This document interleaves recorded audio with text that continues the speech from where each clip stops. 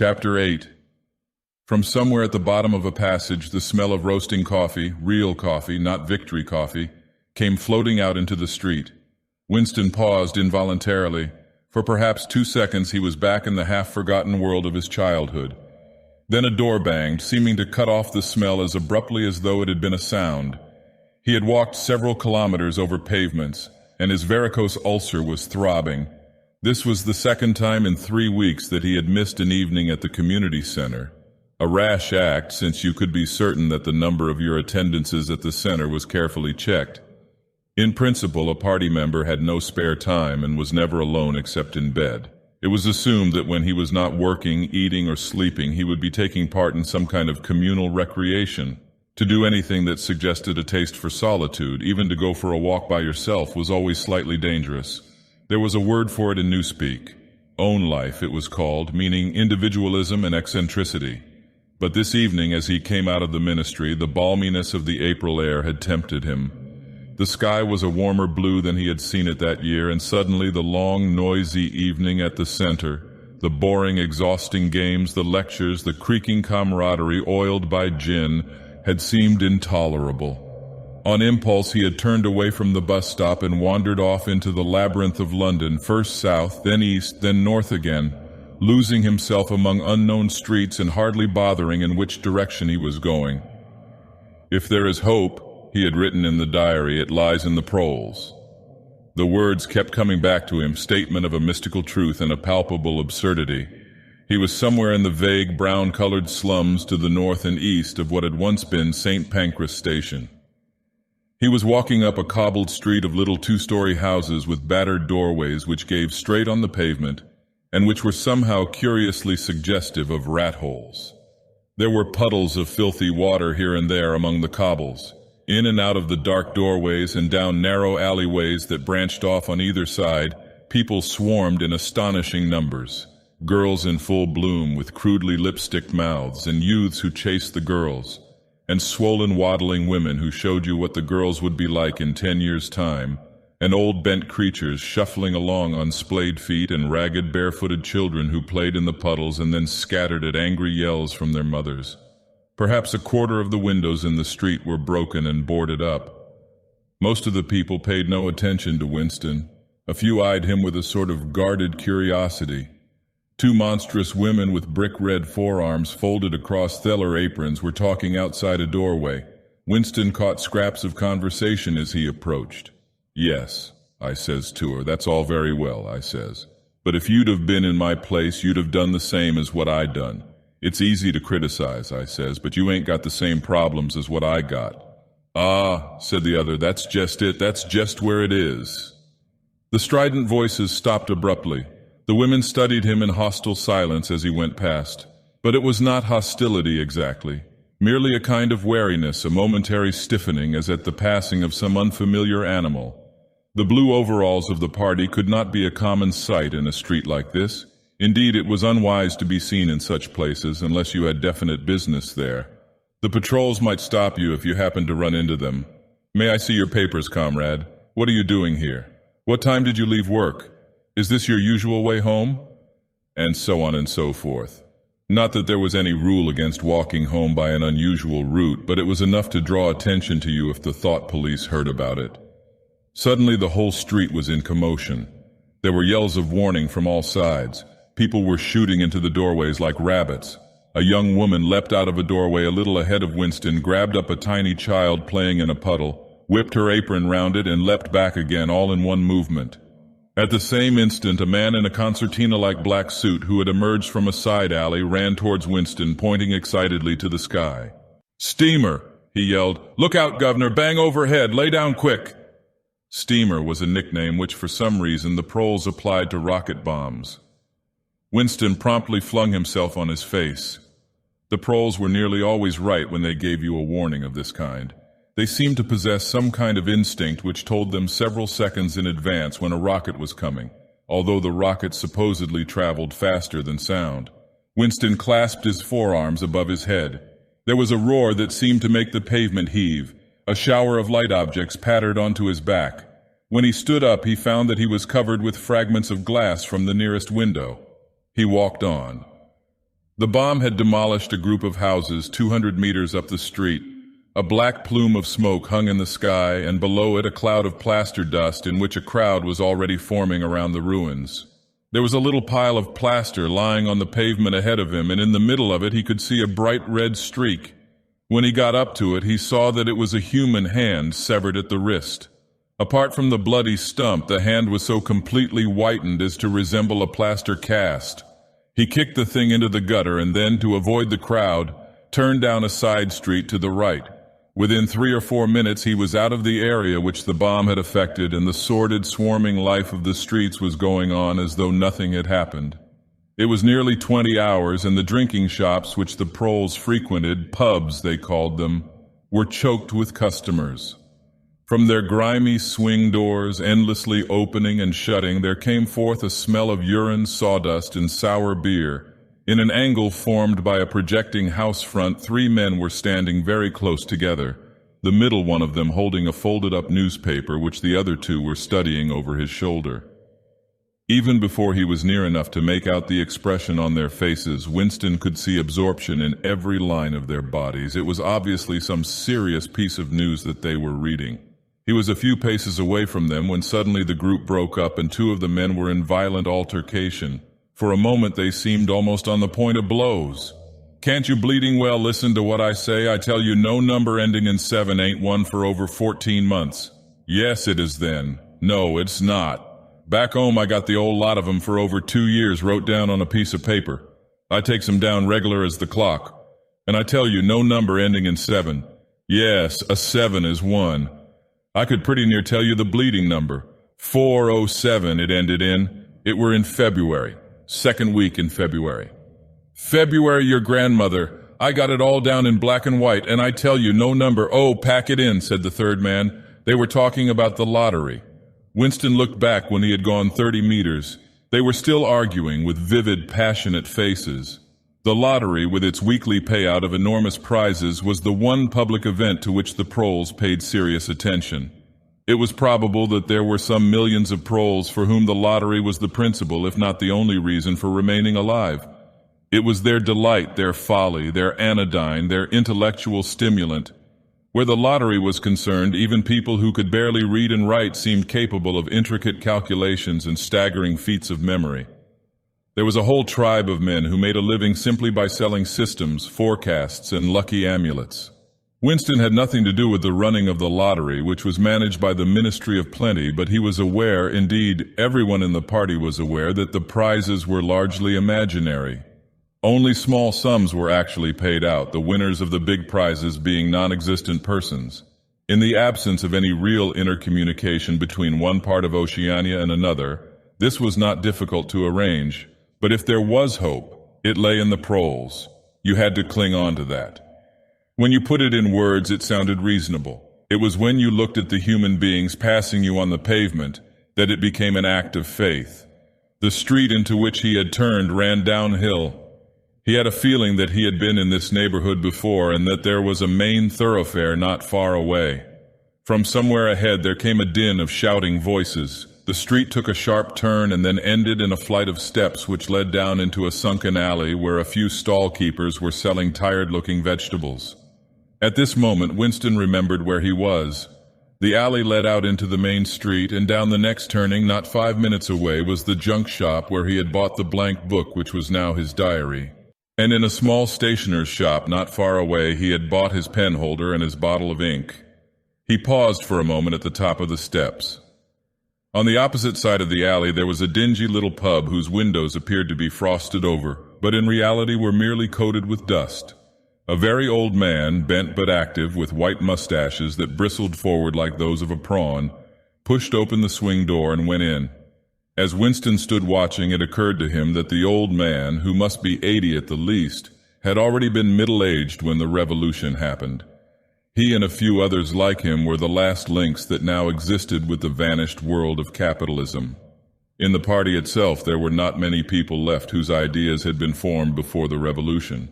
The older generation had mostly been wiped out in the great purges of the 50s and 60s, and the few who survived had long ago been terrified into complete intellectual surrender. If there was anyone still alive who could give you a truthful account of conditions in the early part of the century, it could only be a prole.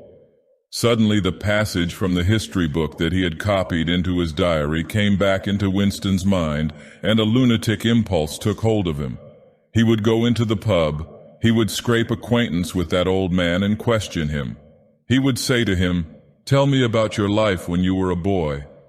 What was it like in those days? Were things better than they are now, or were they worse?" Hurriedly, lest he should have time to become frightened, he descended the steps and crossed the narrow street. It was madness, of course. As usual, there was no definite rule against talking to proles and frequenting their pubs, but it was far too unusual an action to pass unnoticed. If the patrols appeared, he might plead an attack of faintness, but it was not likely that they would believe him. He pushed open the door, and a hideous, cheesy smell of sour beer hit him in the face. As he entered, the din of voices dropped to about half its volume. Behind his back, he could feel everyone eyeing his blue overalls. A game of darts, which was going on at the other end of the room, interrupted itself for perhaps as much as 30 seconds. The old man whom he had followed was standing at the bar, having some kind of altercation with the barman, a large, stout, hook-nosed young man with enormous forearms. A knot of others, standing round with glasses in their hands, were watching the scene. "I arsed you civil enough, didn't I?" said the old man, straightening his shoulders pugnaciously. "You telling me you ain't got a pint mug in the old bleeding boozer?" "And what in hell's name is a pint?" said the barman, leaning forward with the tips of his fingers on the counter. "Ark at him, calls himself a barman and don't know what a pint is.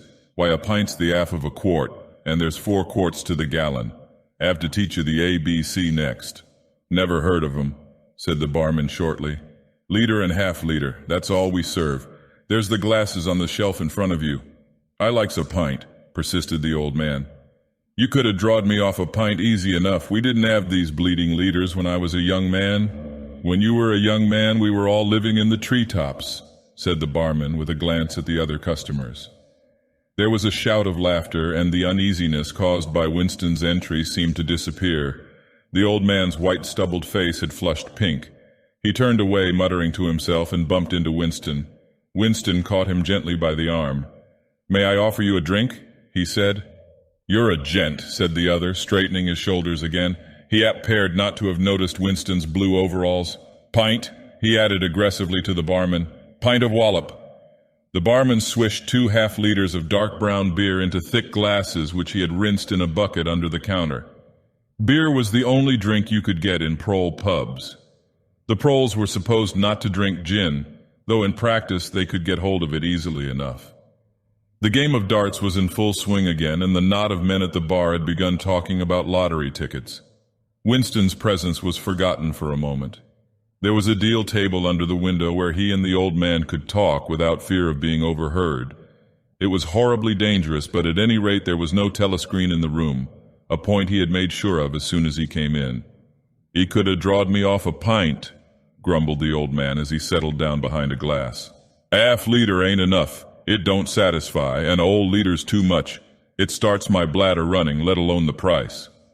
"You must have seen great changes since you were a young man," said Winston tentatively. The old man's pale blue eyes moved from the darts board to the bar, and from the bar to the door of the gents, as though it were in the bar room that he expected the changes to have occurred. "The beer was better," he said finally, "and cheaper. When I was a young man, mild beer, wallop we used to call it, was 4 pence a pint. That was before the war, of course." "Which war was that?" said Winston. "It's all wars," said the old man vaguely. He took up his glass, and his shoulders straightened again. "Heirs wishing you the very best of health."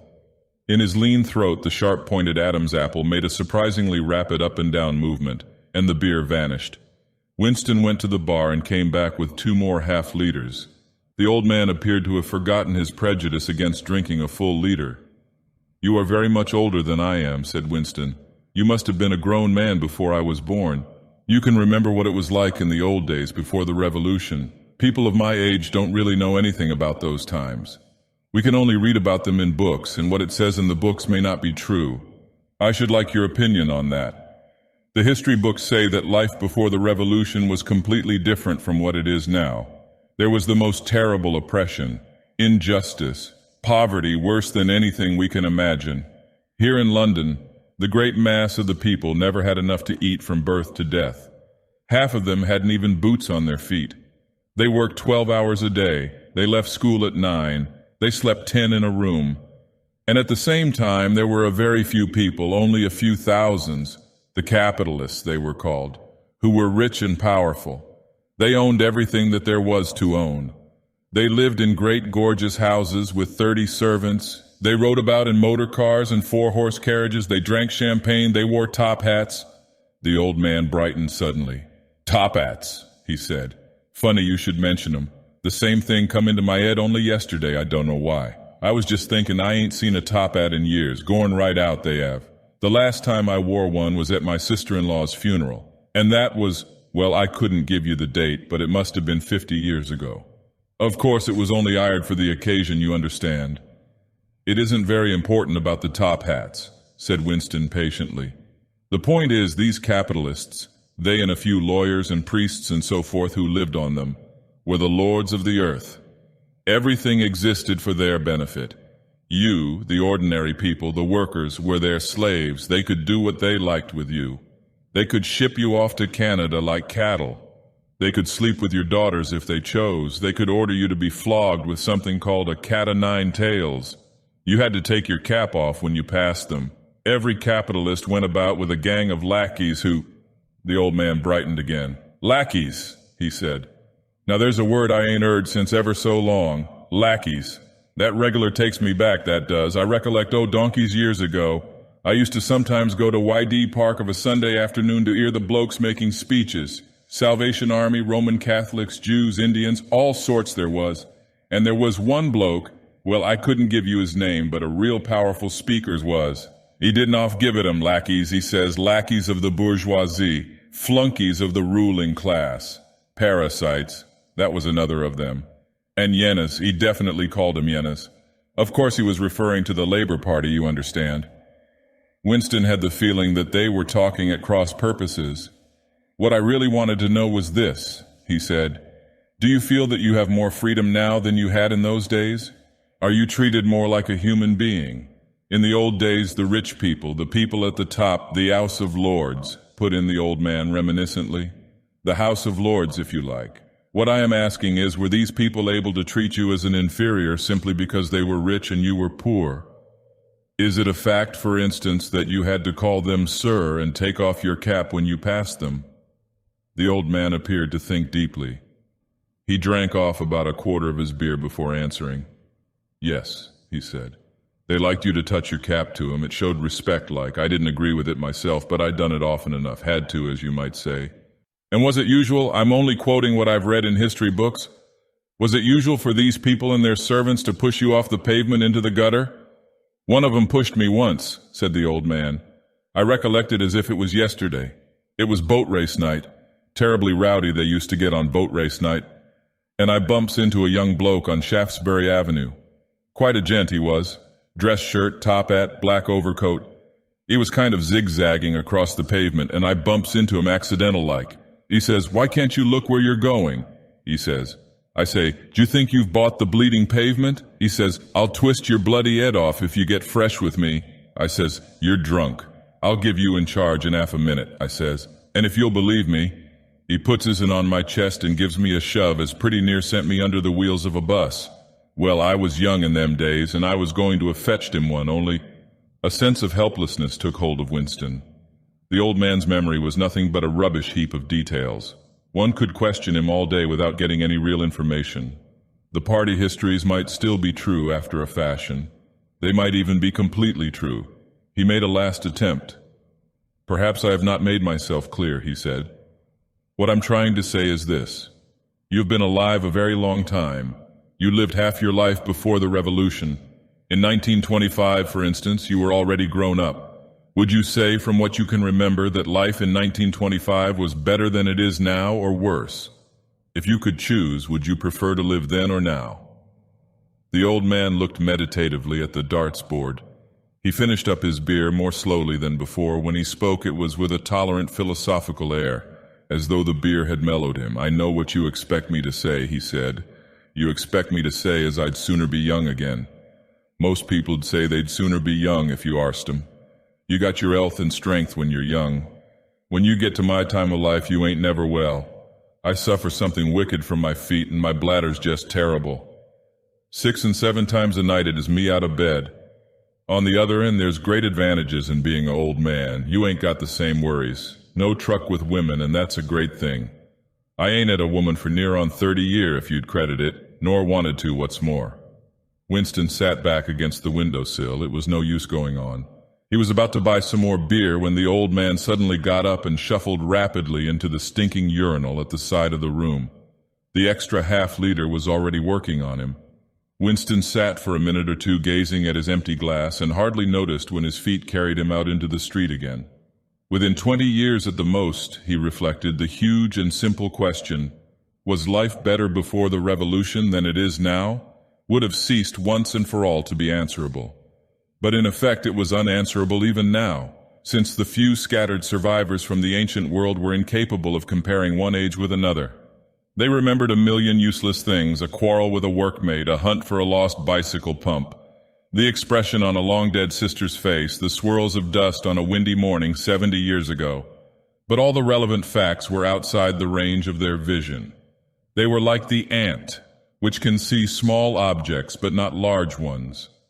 And when memory failed and written records were falsified, when that happened, the claim of the party to have improved the conditions of human life had got to be accepted, because there did not exist, and never again could exist, any standard against which it could be tested. At this moment his train of thought stopped abruptly. He halted and looked up. He was in a narrow street with a few dark little shops interspersed among dwelling houses. Immediately above his head there hung 3 discolored metal balls, which looked as if they had once been gilded. He seemed to know the place, of course. He was standing outside the junk shop where he had bought the diary. A twinge of fear went through him. It had been a sufficiently rash act to buy the book in the beginning, and he had sworn never to come near the place again. And yet the instant that he allowed his thoughts to wander, his feet had brought him back here of their own accord. It was precisely against suicidal impulses of this kind that he had hoped to guard himself by opening the diary. At the same time, he noticed that although it was nearly 21 hours, the shop was still open. With the feeling that he would be less conspicuous inside than hanging about on the pavement, he stepped through the doorway. If questioned, he could plausibly say that he was trying to buy razor blades. The proprietor had just lighted a hanging oil lamp which gave off an unclean but friendly smell. He was a man of perhaps 60, frail and bowed, with a long, benevolent nose and mild eyes distorted by thick spectacles. His hair was almost white, but his eyebrows were bushy and still black. His spectacles, his gentle, fussy movements, and the fact that he was wearing an aged jacket of black velvet gave him a vague air of intellectuality, as though he had been some kind of literary man or perhaps a musician. His voice was soft, as though faded, and his accent less debased than that of the majority of proles. "I recognized you on the pavement," he said immediately. "You're the gentleman that bought the young lady's keepsake album. That was a beautiful bit of paper, that was. Cream-laid, it used to be called. There's been no paper like that made for, I dare say 50 years. He peered at Winston over the top of his spectacles. "Is there anything special I can do for you, or did you just want to look round?" "I was passing," said Winston vaguely. "I just looked in. I don't want anything in particular." "It's just as well," said the other, "because I don't suppose I could have satisfied you." He made an apologetic gesture with his soft-palmed hand. "You see how it is. An empty shop, you might say. Between you and me, the antique trade's just about finished. No demand any longer, and no stock either. Furniture, china, glass, it's all been broken up by degrees. And of course the metal stuff's mostly been melted down. I haven't seen a brass candlestick in years." The tiny interior of the shop was in fact uncomfortably full, but there was almost nothing in it of the slightest value. The floor space was very restricted because all round the walls were stacked innumerable dusty picture frames. In the window there were trays of nuts and bolts, worn-out chisels, penknives with broken blades, tarnished watches that did not even pretend to be in going order, and other miscellaneous rubbish. Only on a small table in the corner was there a litter of odds and ends, lacquered snuff boxes, agate brooches and the like, which looked as though they might include something interesting. As Winston wandered towards the table, his eye was caught by a round, smooth thing that gleamed softly in the lamplight, and he picked it up. It was a heavy lump of glass, curved on one side, flat on the other, making almost a hemisphere. There was a peculiar softness, as of rainwater, in both the color and the texture of the glass. At the heart of it, magnified by the curved surface, there was a strange, pink, convoluted object that recalled a rose or a sea anemone. "What is it?" said Winston, fascinated. "That's coral, that is," said the old man. "It must have come from the Indian Ocean. They used to kind of embed it in the glass. That wasn't made less than 100 years ago, more by the look of it." "It's a beautiful thing," said Winston. "It is a beautiful thing," said the other appreciatively. "But there's not many that'd say so nowadays." He coughed. "Now, if it so happened that you wanted to buy it, that'd cost you $4. I can remember when a thing like that would have fetched £8, and £8 was, well, I can't work it out, but it was a lot of money. But who cares about genuine antiques nowadays, even the few that's left?" Winston immediately paid over the $4 and slid the coveted thing into his pocket. What appealed to him about it was not so much its beauty as the air it seemed to possess of belonging to an age quite different from the present one. The soft, rain-watery glass was not like any glass that he had ever seen. The thing was doubly attractive because of its apparent uselessness, though he could guess that it must once have been intended as a paperweight. It was very heavy in his pocket, but fortunately it did not make much of a bulge. It was a queer thing, even a compromising thing for a party member to have in his possession. Anything old, and for that matter anything beautiful, was always vaguely suspect. The old man had grown noticeably more cheerful after receiving the $4. Winston realized that he would have accepted 3 or even 2. "There's another room upstairs that you might care to take a look at," he said. "There's not much in it, just a few pieces. We'll do with a light if we're going upstairs." He lit another lamp and with bowed back led the way slowly up the steep and worn stairs and along a tiny passage into a room which did not give on the street but looked out on a cobbled yard and a forest of chimney pots.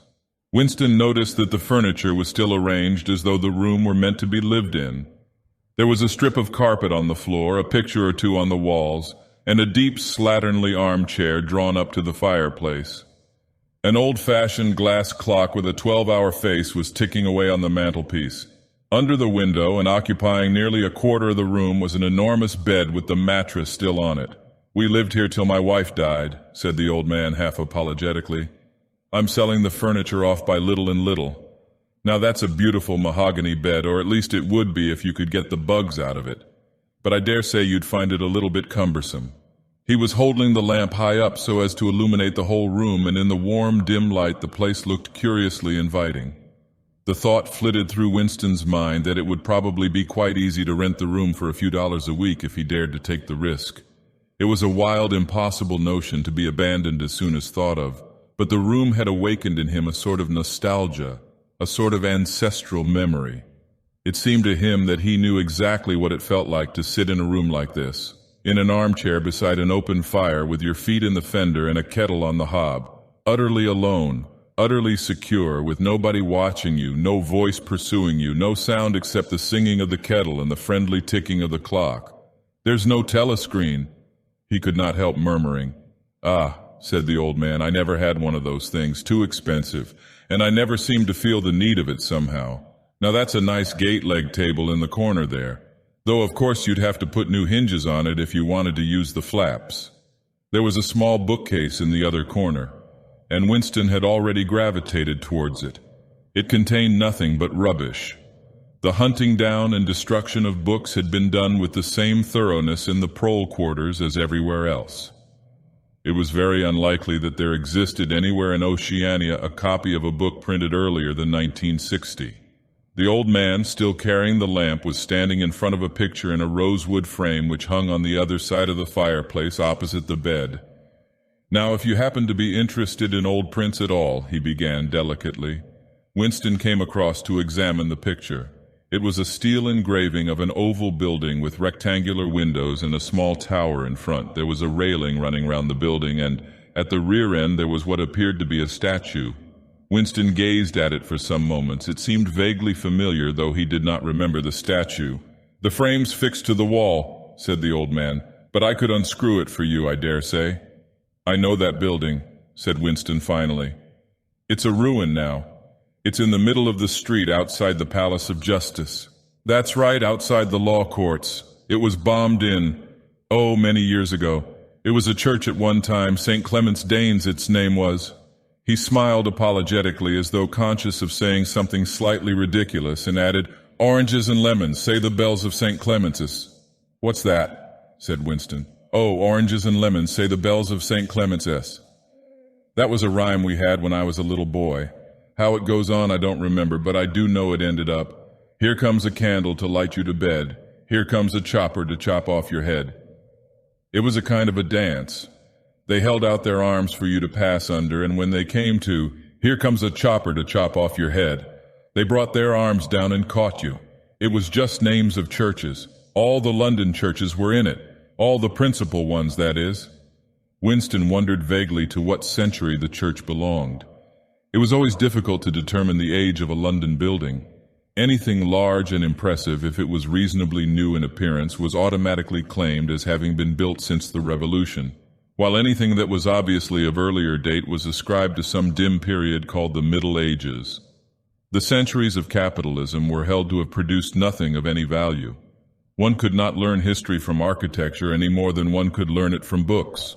Statues, inscriptions, memorial stones, the names of streets, anything that might throw light upon the past had been systematically altered. "I never knew it had been a church," he said. "There's a lot of them left, really," said the old man, "though they've been put to other uses. Now, how did that rhyme go? I've got it. 'Oranges and lemons, say the bells of St. Clement's, you owe me 3 farthings, say the bells of St. Martin's.' There now, that's as far as I can get. A farthing, that was a small copper coin, looked something like a cent." "Where was St. Martin's?" said Winston. "St. Martin's, that's still standing. It's in Victory Square alongside the picture gallery. A building with a kind of a triangular porch and pillars in front and a big flight of steps." Winston knew the place well. It was a museum used for propaganda displays of various kinds, scale models of rocket bombs and floating fortresses, waxwork tableaux illustrating enemy atrocities and the like. "St. Martin's in the Fields, it used to be called," supplemented the old man, "though I don't recollect any fields anywhere in those parts." Winston did not buy the picture. It would have been an even more incongruous possession than the glass paperweight, and impossible to carry home unless it were taken out of its frame. But he lingered for some minutes more, talking to the old man, whose name, he discovered, was not Weeks as one might have gathered from the inscription over the shop front, but Charrington. Mr. Charrington, it seemed, was a widower aged 63 and had inhabited this shop for 30 years. Throughout that time he had been intending to alter the name over the window, but had never quite got to the point of doing it. All the while that they were talking, the half-remembered rhyme kept running through Winston's head. "Oranges and lemons, say the bells of St. Clement's, you owe me 3 farthings, say the bells of St. Martin's." It was curious, but when you said it to yourself, you had the illusion of actually hearing bells. The bells of a lost London that still existed somewhere or other, disguised and forgotten. From one ghostly steeple after another, he seemed to hear them pealing forth. Yet so far as he could remember, he had never in real life heard church bells ringing. He got away from Mr. Charrington and went down the stairs alone, so as not to let the old man see him reconnoitering the street before stepping out of the door. He had already made up his mind that after a suitable interval, a month say, he would take the risk of visiting the shop again. It was perhaps not more dangerous than shirking an evening at the center. The serious piece of folly had been to come back here in the first place, after buying the diary and without knowing whether the proprietor of the shop could be trusted. However, yes, he thought again, he would come back. He would buy further scraps of beautiful rubbish. He would buy the engraving of St. Clement's Danes, take it out of its frame, and carry it home concealed under the jacket of his overalls. He would drag the rest of that poem out of Mr. Charrington's memory. Even the lunatic project of renting the room upstairs flashed momentarily through his mind again. For perhaps 5 seconds, exaltation made him careless, and he stepped out onto the pavement without so much as a preliminary glance through the window. He had even started humming to an improvised tune, "Oranges and lemons, say the bells of St. Clement's, you owe me 3 farthings." say this suddenly his heart seemed to turn to ice and his bowels to water. A figure in blue overalls was coming down the pavement, not 10 meters away. It was the girl from the fiction department, the girl with dark hair. The light was failing, but there was no difficulty in recognizing her. She looked him straight in the face, then walked quickly on as though she had not seen him. For a few seconds, Winston was too paralyzed to move. Then he turned to the right and walked heavily away, not noticing for the moment that he was going in the wrong direction. At any rate, one question was settled. There was no doubting any longer that the girl was spying on him. She must have followed him here because it was not credible that by pure chance she should have happened to be walking on the same evening up the same obscure back street, kilometers distant from any quarter where party members lived. It was too great a coincidence. Whether she was really an agent of the thought police or simply an amateur spy actuated by officiousness hardly mattered. It was enough that she was watching him. Probably she had seen him go into the pub as well. It was an effort to walk. The lump of glass in his pocket banged against his thigh at each step, and he was half-minded to take it out and throw it away. The worst thing was the pain in his belly. For a couple of minutes he had the feeling that he would die if he did not reach a lavatory soon. But there would be no public lavatories in a quarter like this. Then the spasm passed, leaving a dull ache behind. The street was a blind alley. Winston halted, stood for several seconds wondering vaguely what to do, then turned round and began to retrace his steps. As he turned, it occurred to him that the girl had only passed him 3 minutes ago, and that by running he could probably catch up with her. He could keep on her track till they were in some quiet place, and then smash her skull in with a cobblestone. The piece of glass in his pocket would be heavy enough for the job, but he abandoned the idea immediately because even the thought of making any physical effort was unbearable. He could not run, he could not strike a blow. Besides, she was young and lusty and would defend herself. He thought also of hurrying to the community center and staying there till the place closed, so as to establish a partial alibi for the evening. But that too was impossible. A deadly lassitude had taken hold of him. All he wanted was to get home quickly and then sit down and be quiet. It was after 22 hours when he got back to the flat. The lights would be switched off at the main at 23:30. He went into the kitchen and swallowed nearly a teacup full of Victory gin. Then he went to the table in the alcove, sat down, and took the diary out of the drawer. But he did not open it at once. From the telescreen, a brassy female voice was squalling a patriotic song. He sat staring at the marbled cover of the book, trying without success to shut the voice out of his consciousness. It was at night that they came for you. Always at night. The proper thing was to kill yourself before they got you. Undoubtedly, some people did so. Many of the disappearances were actually suicides. But it needed desperate courage to kill yourself in a world where firearms or any quick and certain poison were completely unprocurable. He thought with a kind of astonishment of the biological uselessness of pain and fear, the treachery of the human body which always freezes into inertia at exactly the moment when a special effort is needed. He might have silenced the dark-haired girl if only he had acted quickly enough. But precisely because of the extremity of his danger, he had lost the power to act. It struck him that in moments of crisis one is never fighting against an external enemy, but always against one's own body. Even now, in spite of the gin, the dull ache in his belly made consecutive thought impossible. And it is the same, he perceived, in all seemingly heroic or tragic situations. On the battlefield, in the torture chamber, on a sinking ship, the issues that you are fighting for are always forgotten because the body swells up until it fills the universe. And even when you are not paralyzed by fright or screaming with pain, life is a moment-to-moment struggle against hunger or cold or sleeplessness, against a sour stomach or an aching tooth. He opened the diary. It was important to write something down. The woman on the telescreen had started a new song. Her voice seemed to stick into his brain like jagged splinters of glass. He tried to think of O'Brien, for whom or to whom the diary was written, but instead he began thinking of the things that would happen to him after the thought police took him away. It would not matter if they killed you at once. To be killed was what you expected. But before death, nobody spoke of such things, yet everybody knew of them. There was the routine of confession that had to be gone through, the groveling on the floor and screaming for mercy, the crack of broken bones, the smashed teeth and bloody clots of hair. Why did you have to endure it since the end was always the same? Why was it not possible to cut a few days or weeks out of your life? Nobody ever escaped detection and nobody ever failed to confess. When once you had succumbed to thought crime, it was certain that by a given date you would be dead. Why then did that horror, which altered nothing, have to lie embedded in future time? He tried with a little more success than before to summon up the image of O'Brien. "We shall meet in the place where there is no darkness," O'Brien had said to him. He knew what it meant, or thought he knew.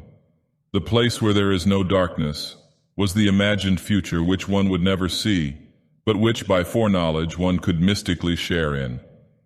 But with the voice from the telescreen nagging at his ears, he could not follow the train of thought further. He put a cigarette in his mouth. Half the tobacco promptly fell out onto his tongue, a bitter dust which was difficult to spit out again. The face of Big Brother swam into his mind, displacing that of O'Brien. Just as he had done a few days earlier, he slid a coin out of his pocket and looked at it. The face gazed up at him, heavy, calm, protecting. But what kind of smile was hidden beneath the dark mustache? Like a leaden knell, the words came back at him. "War is peace, freedom is slavery, ignorance is strength.